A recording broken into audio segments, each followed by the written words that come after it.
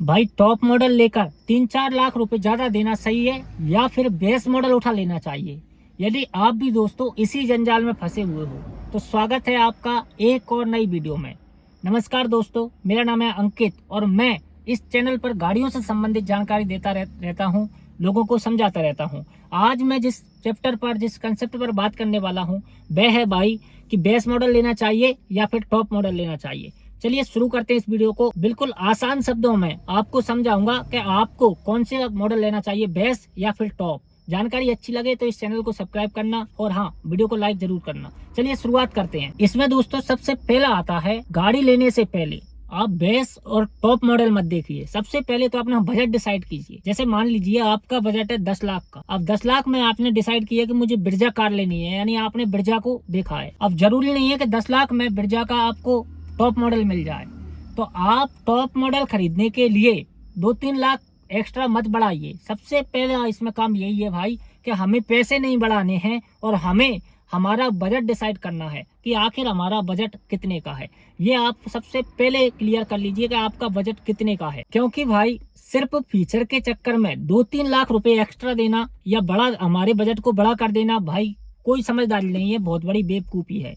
इसलिए अपने बजट के अनुसार आप डिसाइड कीजिए कि आपको कौन सी गाड़ी लेनी है और उसमें आपको क्या क्या मिल रहा है। हाँ, यदि आपको टॉप मॉडल चाहिए और आपके पास 10 लाख रुपए हैं और आपको फीचर चाहिए उसमें, तो आप ब्रिजा को हटा दीजिए। कोई और गाड़ी जो उसमें आ रही है जिसमें फीचर है यानी टॉप मॉडल है, उसको आप कंसीडर कर सकते हैं। ये था भाई पहला पॉइंट कि बजट के अनुसार आप बेस्ट टू टॉप डिसाइड कर सकते हैं। दूसरा पॉइंट है दोस्तों कि हम टॉप कार पर जाएं तो उससे पहले आप एक चीज देखिए, सेफ्टी और फीचर्स को आप एक बार कंसीडर कीजिए।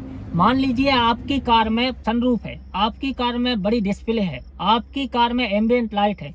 ये सब भाई आपका बजट को गड़बड़ करेंगी। आज आपने बजट बना लिया कि मुझे 10 लाख की कार लेनी है और 10 लाख में मान लीजिए आपको टॉप मॉडल मिल भी गया, उसके बाद भी भाई बहुत खर्चे हैं। उस गाड़ी का आपको इंश्योरेंस करवाना है, उस गाड़ी का आपको आरटीओ करवाना है, उस गाड़ी का आपको टोल पे करने के लिए पैसे चाहिए, उस गाड़ी को मेंटेन करने के लिए पैसे चाहिए।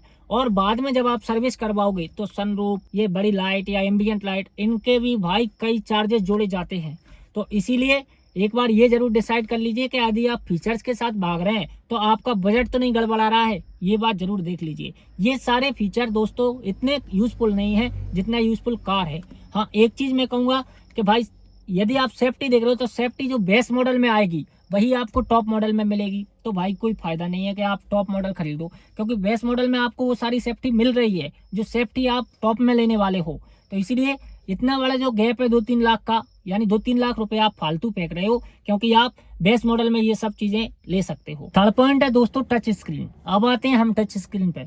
मान लीजिए भाई कि आपको टच स्क्रीन पसंद है और बिल्कुल बेस मॉडल में टच स्क्रीन आपको नहीं मिलने वाली है। एक सिंगल नॉर्मली आपको म्यूजिक सिस्टम मिलेगा, टच स्क्रीन आपको बेस मॉडल में किसी भी गाड़ी में लगभग नहीं मिलेगी। तो भाई टच स्क्रीन यदि आपको पसंद है तो ही आप 3 लाख फेंको दोस्तों, और आपको पसंद नहीं है और उसके बाद आपने इधर 2-3 लाख बढ़ा दिए और बाद में जब आप सर्विस करवाने जाओगे तो हर बार उस पर यदि उसमें मेंटेनेंस में कोई खराबी आई है, कोई दिक्कत आई, तो उसका अलग से चार्ज वो अलग जुड़ेगा भाई।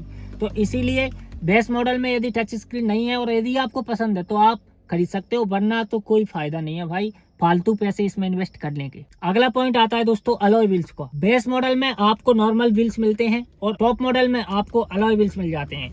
लेकिन भाई जो नॉर्मल व्हील्स होते हैं वो उनकी अपेक्षा बहुत मजबूत होते हैं, रिलायबल होते हैं, लंबे समय तक भाई वो चलते हैं। और ये जो आप लेते हो अलॉय व्हील, ये पूरी गाड़ी का लुक तो कहीं ना कहीं इनहेंस करते हैं, लुक तो अच्छा देते हैं, लेकिन भाई वैल्यू फॉर मनी नहीं है प्रोडक्ट। फालतू में आप आपका 1 से 1.5 लाख रुपए बेस गाड़ी खरीदने की जगह टॉप पर लगा रहे हो। इसलिए भाई अब यदि मैं आपको मेरी सजेशन दूं, यानी मेरी सलाह दूं, तो यदि आपका बजट कम है और आपको गाड़ी वही चाहिए जो आपके बजट में आ रही है लेकिन बेस आ रहा है, तो बेस मॉडल उठा लीजिए। हाँ, यदि आपको बाद में जरूरत है इन सब चीज की तो आफ्टर मार्केट सब कुछ लगता है भाई, सब कुछ लग जाएगा आपकी गाड़ी में। इसलिए अभी बेस मॉडल उठा लीजिए और जब फ्यूचर में आपको जरूरत पड़े तब आप टॉप मॉडल उसको बनवा लीजिए। ये थी एक सामान्य जानकारी बेस्ट टू टॉप। हाँ दोस्तों, मैं यही कहूंगा आपसे कि यदि आप आपकी मेहनत के पैसे किसी गाड़ी पर लगा रहे हैं तो कोशिश ये कीजिए कि आप फालतू खर्च उसमें ना करें, लिमिटेड खर्च करें। बाकी ऐसी जानकारी के लिए मेरे चैनल को सब्सक्राइब करें और साथ में भाई इस वीडियो को लाइक करें। जय हिंद दोस्तों, जय भारत।